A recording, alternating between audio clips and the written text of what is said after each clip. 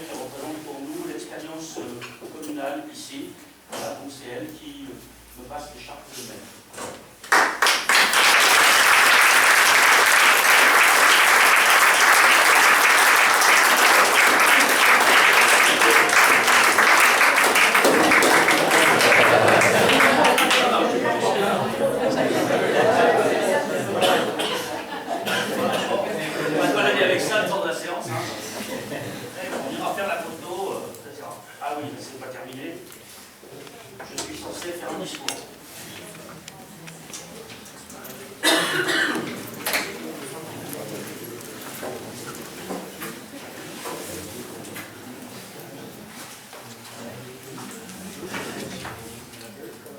Mesdames, Messieurs les conseillers municipaux, Mesdames, Messieurs,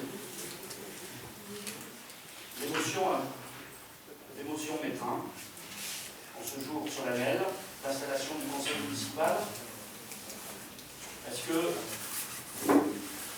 Valdirect nous l'avait dit, je salue ici sa présence et son soutien sans faille. Tu verras, démarrer un deuxième mandat, c'est quand même une sacrée chose, un sacré événement. Et il m'a souligné toujours que dans les 37 dernières années, ça ne s'était produit qu'une seule fois, et c'est lui en 1995 qui a commencé un deuxième mandat. Donc ce n'est pas une chose évidente. Et obtenir un deuxième mandat, c'est d'abord obtenir la reconnaissance du travail bien fait pendant ces 6 années. Non seulement pour moi, mais pour toute notre équipe, y compris ceux qui ne sont plus autour de cette table, ceux qui sont juste derrière, soutenir, voilà, et qui ont une présence au quotidien, un travail régulier, et je pense fortement à eux. Je ne reviens pas ici sur ce que nous avons pu réaliser. Mais je voudrais juste souligner que nous avons conscience d'avoir aussi bousculé les habitants, bousculer les habitudes de ces habitants. Il ne s'est pas passé un mois sans qu'il y ait des travaux, sans qu'il y ait des chantiers, ici ou là, et que nous avons ce lot de désagréments qui est lié à une municipalité qui entreprend beaucoup de travaux. Et ils auraient pu nous en vouloir. Ils ont fait preuve d'une grande patience, une grande discipline, et je tiens à les saluer, parce que ce n'était pas évident. Mais au cours de ce précédent mandat, il n'y avait pas que des travaux. Il y a aussi eu une décision que nous avons mûrie et que nous avons prise, et qui était une décision lourde. C'était celle de construire la maison commune et de réaménager la totalité de l'esplanade et d'y transférer la mairie. Cette décision a suscité des interrogations, voire des hostilités, y compris parmi des amis proches. Et nous avons expliqué, avancé et expliqué comment cette décision correspondait non pas à une lubie momentanée, mais à un vieux projet gravellois, et qu'il fallait avoir le courage politique de la prendre pour ensuite, par là même, la soumettre aux électeurs. Car il s'agit d'un projet qui s'inscrit dans l'évolution historique de Gravel et qui s'inscrit aussi dans sa structuration spatiale. Il fallait donc faire partager cette vision du devenir de Gravel, et nous avons le sentiment, à travers cette élection, d'être arrivés à le faire partager. Ce n'était pas évident. Deuxième chose, nous avons effectivement engagé, je prends cet exemple, parmi d'autres, la modification du plan local d'urbanisme, sujet ô combien sensible, dans lequel les intérêts particuliers rentrent toujours en conflit avec l'intérêt général, avec une grande difficulté à harmoniser tout ça. Nous l'avons fait, et nous avons essayé de le faire partager par nos concitoyens. Donc vous comprenez que c'est une certaine émotion que de pouvoir recommencer commencer un deuxième mandat après avoir pris ces deux décisions politiques courageuses, mais qui auraient pu ne pas être comprises. Au lieu de mettre la poussière sous le tapis, par pur calcul électoral, nous avons fait le choix de travailler et de faire avancer Gravel. Et je tiens à saluer, disons, l'intelligence collective des Gravellois, indépendamment de toute polémique électorale. Et je voudrais d'abord remercier les services municipaux, les nouveaux élus, conseillers municipaux, opposition comprise. Vous aurez le loisir de les rencontrer. Nous organisons des rencontres régulières, car la responsabilité des élus, c'est de prendre les décisions, d'engager l'action, mais ce n'est pas eux qui font. Ils font faire. Ceux qui font, ce sont les services municipaux. Et donc je voudrais ici leur rendre hommage, à travers la directrice générale des services qui est ici, tous les personnels qui sont derrière et qui font ce travail de Gravel. Nous ne devons pas nous attribuer ce travail, nous devons au contraire le mettre en valeur à travers les décisions que nous prenons. Je voudrais aussi remercier, au nom de toute notre équipe, tous ceux qui se sont associés au projet qui est le nôtre et dans la préparation de ce mandat, qu'il s'agisse de simples citoyens, dont parfois les visages sont reconnus ici, ou qu'il s'agisse de gens qui portent une parole plus experte et qui se sont associés à l'élaboration de ce que nous allons mettre en œuvre. Je remercie bien entendu les 1775 électeurs qui nous ont donné ce mandat exigeant, et nous chercherons à être à la hauteur de ce mandat. Mais je m'adresse aussi à tous ceux qui, au premier comme au second tour, ont voté pour d'autres listes que la nôtre. Je m'adresse à tous les élus de l'opposition également. Je m'adresse à tous les abstentionnistes, à ceux qui n'ont pas jugé utile de se déplacer. Dès lors que je suis élu maire, je deviens le maire de tous les Gravellois au service de l'intérêt général. Vous le savez d'expérience, ma porte est ouverte à tous, j'ai mes convictions, j'ai le mandat que je consiste à appliquer, mais je suis prêt à recevoir tout le monde. Et de ce point de vue, tous les problèmes qui ont une dimension humaine sur cette commune trouveront notre oreille attentive à toute notre équipe et à moi-même. Donc sachez que ce sera l'esprit dans lequel nous allons poursuivre ce mandat. Naturellement, je ne vais pas vous développer l'ensemble de nos réalisations et de nos décisions immédiates. Il va y avoir, au cours de ce mois d'avril, 2 conseils municipaux, un pour faire le débat d'orientation budgétaire et quelques autres petites affaires, qui aura lieu le 11 avril de la semaine prochaine, enfin vendredi prochain, et puis avant la fin du mois, nous en tiendrons un pour adopter le budget, et à cette occasion, nous aurons l'occasion de, disons, détailler les différentes mesures. Je voudrais simplement ici vous dire un peu la perspective qui est la nôtre. Que chaque conseiller municipal ne vive pas dans le temps immédiat, mais ait conscience que son action immédiate s'inscrit dans une certaine perspective. Imaginez, fin de l'année 2015, la maison commune, l'ensemble de l'esplanade, tout est terminé. Et nous en faisons le centre vivant de Gravel. C'est la première échéance que nous devons nous fixer. Imaginez, septembre 2017, le nouveau groupe scolaire accueillant dans l'esprit qui est le nôtre les enfants de Gravel d'une même tranche d'âge de tout Gravel sera construit. Et ainsi s'achèvera l'équipement du quartier de la Massière. Imaginez, dans les 3 ans qui viennent, notre écrin vert, notre patrimoine naturel et agricole sera enfin préservé par des instruments très solides que nous aurons élaborés. Et que dans ce sillage, nous aurons réaménager l'ancienne mairie pour en faire une maison des associations, un gîte. Et nous aurons commencé à occuper le château pour en faire le cœur, finalement, de cet espace naturel qui caractérise Gravelle. Bref, je ne détaille pas ici toutes les réalisations.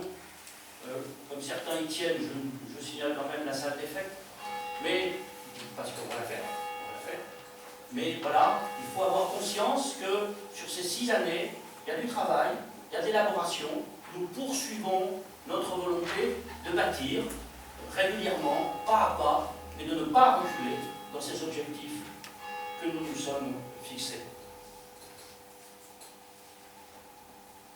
Mais le plus important, ce ne sont pas les réalisations, ce ne sont pas les équipements. Notre objectif, qui nous anime tous, et qui, je crois, peut être partagé, c'est de rendre la vie plus douce à Gravelle, à tous nos concitoyens. J'aime bien cette expression, héritée de la littérature antique, parce que l'objectif d'une vie douce, c'était pour eux, notamment pour Aristote, la caractéristique principale du bonheur commun, de pouvoir partager ensemble une vie douce. Alors, ce n'est pas si simple, ce n'est pas si naturel que cela, dans un monde qui est traversé par une crise économique sans précédent. Ce n'est pas simple, ça ne va vraiment pas de soi. Dans un monde dur d'avoir une vie douce. Dans un monde qui est si complaisant avec les puissants et si dur avec les faibles.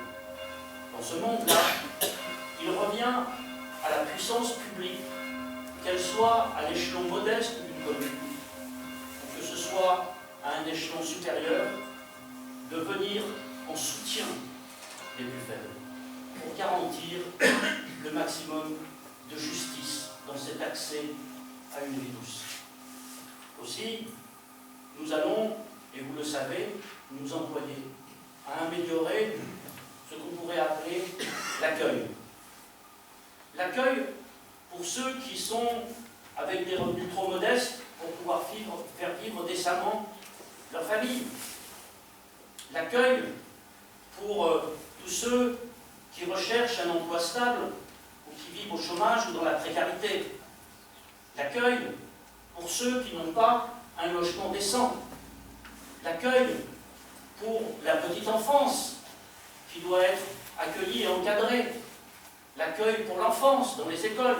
L'accueil toujours pour les personnes âgées, qu'elles soient encore semi-autonomes et à leur domicile ou qu'elles soient dépendantes. Cet accueil, cette fonction d'accueil, ce sont les fonctions que les services publics de proximité municipaux doivent garantir. Elles ne peuvent pas tout faire, mais elles peuvent faire des choses tout à fait essentielles. Il est donc pour nous fondamental d'améliorer cet accueil. J'en ai oublié un accueil. L'accueil pour les personnes en situation de handicap.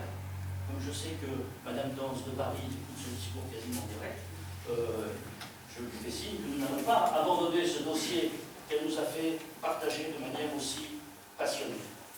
Donc, c'est notre objectif aussi, pour rendre la vie plus douce, d'améliorer la tranquillité publique. Oui, la tranquillité publique ou la sécurité publique n'appartient pas à un ou à l'autre, c'est un objectif collectif. Et lorsque la gendarmerie nous a envoyé sa lettre pour nous dire l'admiration qu'elle portait pour l'action de notre police municipale, je pense qu'aussi ça contribue à rendre la vie plus douce pour tous. Mais rendre la vie plus douce, c'est surtout favoriser plus de fraternité, plus de liens, plus de fraternité entre nous. Alors il ne faut pas chercher midi à 14h pour trouver la fraternité à Gravelle. Allez faire un tour au marché demain matin. Allez faire un tour au marché demain matin, mais en plus il y a le carnaval. Donc là vous aurez une belle preuve de fraternité dans Gravelle. Allez faire un tour dans les manifestations culturelles, à commencer par celle de ce soir. Et je suis sûr que Nancy, comme tout conseil municipal, disons, aura l'occasion de nous rappeler la manifestation culturelle de ce soir. Mais allez faire un tour sur les stades, allez faire un tour dans les salles de sport, allez faire un tour sur les terrains, car les valeurs qui sont portées par les sportifs sont des valeurs de fraternité et non pas des valeurs de rivalité absolue. Il faut comprendre ça. Et bien, vous voyez que cette fraternité, c'est l'objectif important. Si nous arrivons à créer cette ambiance de fraternité au sein de notre commune, eh bien, nous créons par là même une protection pour tous. Et ceux qui, dans leur vie, par personnel, se trouvent dans la difficulté, pourront par là même se sentir mieux défendus. Je voudrais, pour terminer, lancer un message à toutes les grandes institutions qui nous entourent. Qu'elles soient soumises au suffrage universel, qui est parfois terrible, comme on l'a vu aux dernières élections municipales, ou qu'elles ne soient pas soumises au suffrage universel parce qu'elles dépendent d'autres cadres légaux. Je voudrais leur envoyer un message ce soir et leur dire « Faites attention, dans notre société grandit une méfiance dans la population, que dis-je, une défiance dans la population vis-à-vis de ces institutions, à commencer par la nôtre. Et que donc, nous devons tous prendre conscience de ce qui est en train de grandir dans cette société, cette défiance vis-à-vis des institutions, travailler sur nous-mêmes, nous modifier, rendre notre vie plus démocratique, plus à l'écoute, plus proche des gens. Et je voudrais que toutes les grandes institutions qui sont moins soumises que nous, communes, surtout communes de petite taille ou de moyenne taille comme la nôtre, soumises au contact direct de la population et au ressenti direct de cette défiance, et que nous pouvons par là même mieux traiter. Donc toutes ces grandes institutions, je leur dis, et je m'adresse à elles sans aucune hostilité, travaillons. Il faut travailler à retrouver la confiance. Il faut travailler à retrouver la confiance du peuple, car c'est le meilleur moteur pour une communauté humaine que la confiance entre une population et ses institutions. J'en profite pour m'adresser à celle qui nous concerne le plus, l'agglomération de Montpellier. Et je m'adresse par là même aux nouveaux maires de Montpellier et aux nouveaux élus de l'agglomération. Et je leur demande, au lendemain d'une élection, essayez de faire ce que vous avez promis la veille. Et pour ce qui concerne l'agglomération de Montpellier, vous avez promis qu'il n'y aurait pas de métropole et que les communes conserveraient la compétence de l'urbanisme. Ben, faites-le. Et déjà, on aura contribué à rétablir la confiance. Et nous, à Grabel, où nous avons mobilisé pour que la gestion de l'eau, ce bien commun qui ne peut pas être traité comme une marchandise comme une autre, puisse être traité en régie publique, vous avez promis qu'on passerait à la régie publique. Eh bien, nous, Grabellois, on est prêts à vous appuyer si vous allez dans ce sens, car nous avons un mandat du peuple pour aller dans ce sens. Et ainsi, peut-être, peu à peu, arriverons-nous à faire que cette institution, qui a l'air bien éloignée et bien étrangère aux citoyens de terrain, qui est l'agglomération de Montpellier, retrouve par là même une véritable confiance populaire.